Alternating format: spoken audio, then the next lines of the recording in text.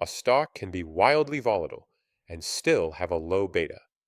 Another stock can look calmer, yet require a higher return. Why? Because the market doesn't reward investors for every risk they take, especially risk they could have diversified away. In this lecture, beta, the CAPM, the security market line, and alpha help us answer one crucial question. How much return should this risk actually be worth? This is one of the most important ideas in investments because it connects risk with the return investors demand. In everyday language, we often say that a security is risky, but in finance, we need to be more precise. Risky in what way? Risky by itself? Risky inside a diversified portfolio? Risky because of firm-specific events? Or risky because it moves with the overall market? Investors don't require the same return from every security. A very safe short-term investment, a broad equity portfolio, a cyclical company, and a young growth company all expose investors to different kinds of uncertainty. The required return is the return investors demand for postponing consumption and bearing risk. A useful way to think about required return is that it has two broad parts. One part compensates investors for the time value of money. The other part compensates investors for risk that is priced in the market. In the capital asset pricing model framework, a time value component is represented by the risk-free rate. The risk premium is tied to systematic risk, meaning risk that remains even after diversification.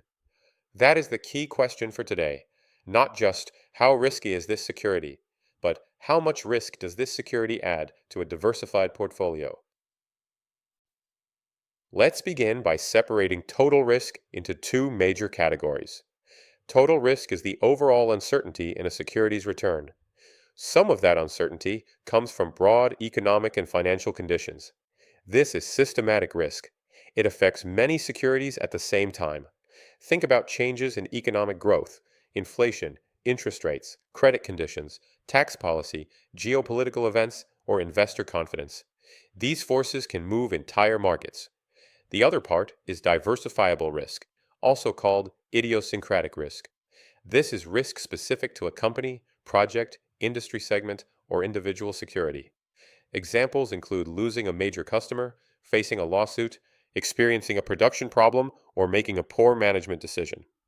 Diversification is powerful because positive surprises in some holdings can offset negative surprises in others. But diversification cannot remove market-wide forces. A broad recession, a major shift in interest rates, or a sudden change in investor risk appetite can affect many securities together. This distinction is central to asset pricing. In the capital asset pricing model, investors aren't rewarded for bearing risk that can be diversified away. They are rewarded for bearing systematic risk, because that risk remains even in a well-diversified portfolio. So when we price risk, we must ask a portfolio-level question. What part of this security's risk survives diversification? What part contributes to the risk of the market portfolio? That is where beta enters the discussion. Beta measures a security's sensitivity to movements in the market portfolio. It is a measure of systematic risk, not total risk. A security with high beta tends to move strongly with the market. When market conditions improve, it may respond aggressively. When market conditions deteriorate, it may also be hit harder. A lower beta security tends to be less sensitive to broad market movements. A security with negative market sensitivity may move in the opposite direction from the market during the estimation period. Here is an important point. A security can be very volatile by itself and still have a low beta. Why? Because beta is about movement with the market. If much of a security's volatility comes from firm-specific news, and that news isn't closely connected to market movements, then the security may have high standalone volatility but relatively low systematic risk. In practice, beta is often estimated using historical returns. Analysts run a regression of the security's excess return against the market's excess return. The slope from that regression is the estimated market beta. You will see the formula on the screen, but the intuition is simple. Beta tells us how strongly the security moves when the market moves. Beta estimates aren't permanent facts. They can depend on the sample period, the return frequency, the market index used as a proxy, changes in the firm's business model, and changes in financial leverage. So beta is useful, but it must be interpreted carefully. Now we are ready for the capital asset pricing model. The capital asset pricing model links expected return to systematic risk. The model says that investors require a return based on the risk-free rate plus compensation for exposure to market risk. That exposure is measured by beta. The market risk premium is the extra return investors expect from holding the market portfolio rather than a risk-free asset. A security's required risk premium depends on how much market risk it carries. Higher market exposure leads to a higher required risk premium.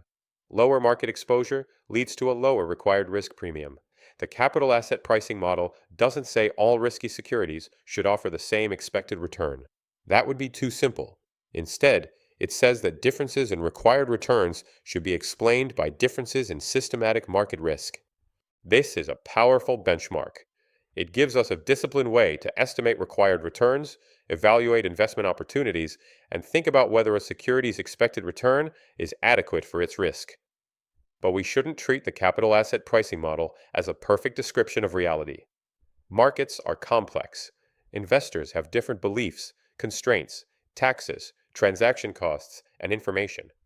Betas and risk premiums are estimated, not observed with certainty. So, the capital asset pricing model is best viewed as a framework. It helps us organize our thinking. It teaches us that priced risk isn't simply volatility.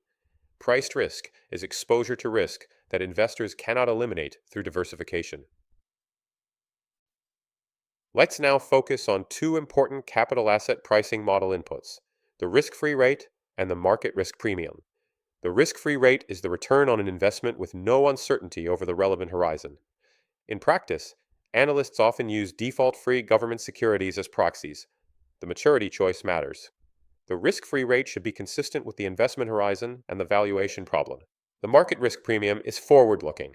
It is the expected return on the market portfolio above the risk-free rate. This premium cannot be observed directly. Analysts may estimate it using historical excess returns, surveys, implied returns from valuation models, or a combination of methods.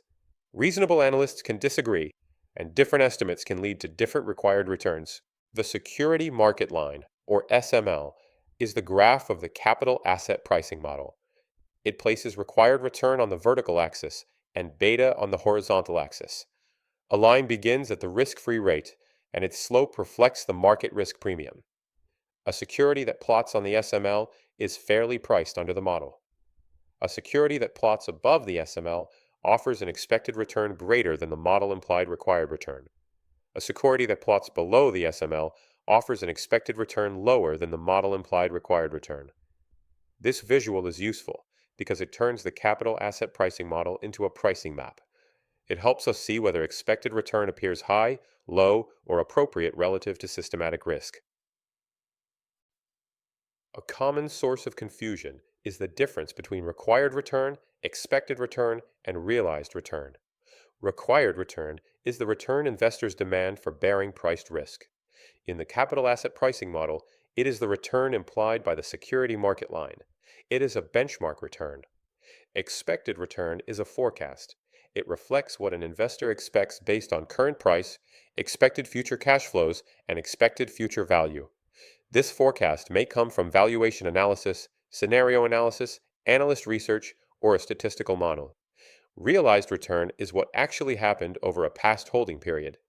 Realized returns are very useful for performance evaluation, but they aren't the same as expected returns.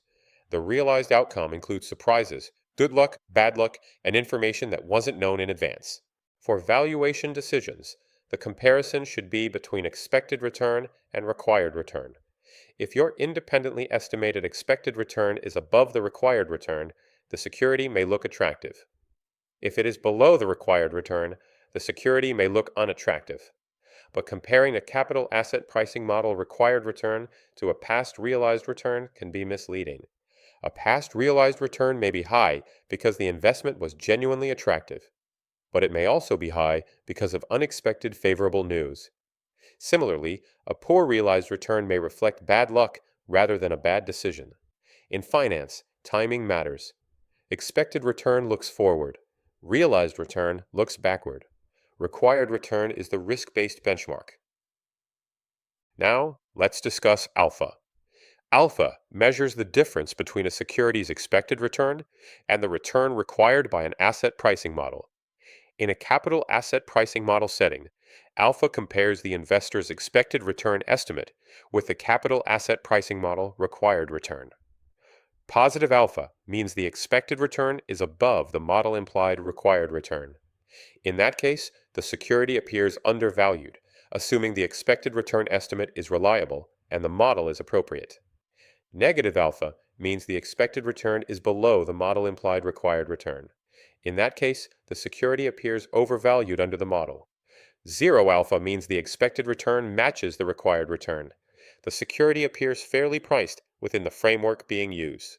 The word appears is very important. A positive alpha doesn't automatically prove mispricing. It may reflect a price that is too low, but it may also reflect overly optimistic cash flow forecasts, an underestimated beta, an omitted risk factor, estimation error, or transaction costs that reduce the opportunity. Similarly, a negative alpha doesn't automatically prove that a security is a bad investment. It may reflect an inappropriate benchmark, an unusual sample period, or missing information. When alpha is estimated from historical returns, it is often interpreted as model-adjusted performance. But even then, we must be careful. Positive historical alpha may reflect skill, but it may also reflect luck, omitted risks, or survivorship bias. Alpha is useful, but it isn't magic. It is only as good as the expected return estimate, the risk model, and the assumptions behind the analysis. Asset pricing isn't only about individual securities. It is also about portfolios. The beta of a portfolio is the weighted average of the betas of the securities inside that portfolio. You will see the formula on the screen, but the intuition is straightforward. Each holding contributes to portfolio beta based on its beta and its portfolio weight. This is useful because investors and portfolio managers often manage risk at the portfolio level. A high beta security doesn't necessarily make the whole portfolio high beta if its weight is small. Likewise, a portfolio can reduce market sensitivity by increasing exposure to lower beta holdings or reducing exposure to higher beta holdings. This connects directly to portfolio theory. Portfolio theory shows that diversification can reduce risk that is specific to individual securities. Asset pricing takes the next step and asks which risks should be rewarded with higher expected returns. This is why beta, not standalone volatility, appears in the capital asset pricing model. A security with high volatility but low connection to the market may not require a high expected return in the capital asset pricing model. A security with more moderate volatility but strong market sensitivity may require a higher expected return. For portfolio managers, the question isn't simply, is this security risky? The better question is, what role does this security play in the overall portfolio? Does it improve the trade-off between expected return and risk? Does it add unwanted systematic exposure? Does it diversify existing holdings? Good portfolio management is about contribution, not isolation. The capital asset pricing model uses one source of priced risk, exposure to the market portfolio. Multifactor models expand this idea. A multifactor model allows expected returns to depend on exposure to several risk factors or return drivers. The basic intuition is that market beta may not capture every systematic pattern in returns. Securities may differ by size, value characteristics, profitability, investment behavior, interest rate sensitivity, credit exposure, inflation exposure, liquidity exposure, or momentum. Fama French-style models are widely used examples of multi-factor thinking. The classic version adds size and value factors to the market factor. The size factor is designed to capture return differences associated with smaller versus larger firms. The value factor is designed to capture return differences associated with high versus low book-to-market stocks. Later factor models add other dimensions such as profitability, investment, and momentum. The managerial intuition is simple. Different companies may be exposed to different systematic economic forces. and investors may require compensation for some of those exposures. In a multi-factor model, alpha is the return unexplained by the included factors. This is important. If the model leaves out an important risk exposure, the alpha may be misleading. What looks like skill may actually be compensation for bearing an omitted risk. A useful factor should have economic meaning, reliable measurement, and relevance to the decision being made. Factor models are disciplined benchmarks. They shouldn't be treated as mechanical trading rules or guarantees of future premiums. Let's bring everything together. Asset pricing models help translate risk into a required return. That required return can be used in security selection, performance evaluation, estimating the cost of equity, capital budgeting, and portfolio construction. For managers, the required return is an opportunity cost. It reflects the return investors could expect from alternative investments with comparable risk. A project may increase revenue or accounting income, but if it doesn't earn enough relative to its risk, it may still destroy financial value. For investors, alpha is a model-adjusted measure of attractiveness or performance. Positive alpha is attractive only when the expected return estimate is credible, the risk model is appropriate, the position can be implemented after costs, and the alpha isn't simply compensation for an omitted risk. The most important practical discipline is consistency. The risk-free rate, market risk premium, beta, factor exposures, cash flow horizon, and benchmark should all refer to the same investment problem. Before we finish, let me highlight common mistakes. Don't treat beta as total risk. Don't assume high volatility always means high beta. Don't compare a required return with a past realized return and call the difference alpha.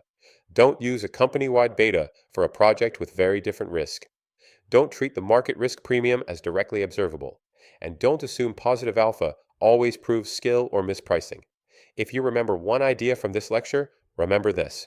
In modern asset pricing, investors require compensation for systematic risk, not for risk that can be diversified away. Thank you for watching. I hope this lecture helped you understand asset pricing, beta, and required returns.